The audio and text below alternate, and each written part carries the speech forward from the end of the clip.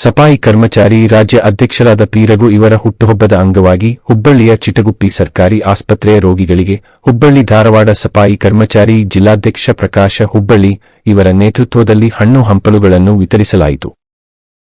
ನಂತರ ಮಾತನಾಡಿದ ಜಿಲ್ಲಾಧ್ಯಕ್ಷ ಪ್ರಕಾಶ ಹುಬ್ಬಳ್ಳಿ, ರಾಜ್ಯ ಅಧ್ಯಕ್ಷರಾದ ಪಿ ರಘು ಸರ್ ಅವರು ರಾಜ್ಯದ 28 ಜಿಲ್ಲೆಗಳ ಸಫಾಯಿ ಕರ್ಮಚಾರಿ ಕಾರ್ಮಿಕರ ಧ್ವನಿಯಾಗಿದ್ದಾರೆ.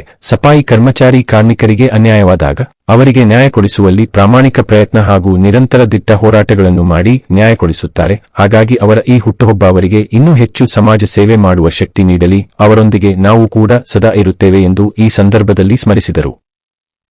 ಈ ಕಾರ್ಯಕ್ರಮದಲ್ಲಿ ಚಿಟಗುಪ್ಪಿ ಆಸ್ಪತ್ರೆಯ ವೈದ್ಯರು, ಸಿಬ್ಬಂದಿಗಳು ಹಾಗೂ ಸಫಾಯಿ ಕರ್ಮಚಾರಿಗಳು ಸೇರಿದಂತೆ ಹಲವರು ಉಪಸ್ಥಿತರಿದ್ದರು. ಹುಬ್ಬಳ್ಳಿ ಧ್ವನಿ ಕ್ಯಾಮೆರಾ ಪರ್ಸನ್ ಅಮಿತಾ ಜೊತೆಗೆ ಲೋಹಿತ ಬಸವ, ಹುಬ್ಬಳ್ಳಿ.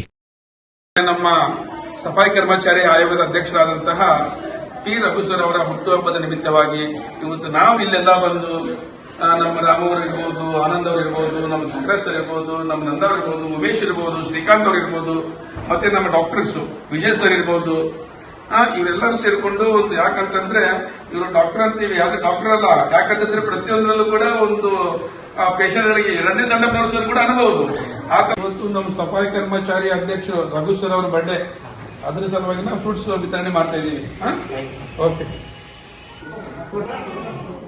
आज हमारा रघु सर का हमारा रघु सर का बर्थडे है माँ, इसलिए फ्रूट्स दे रहे हैं. कितने महीने का बच्चा, कितने दिन का?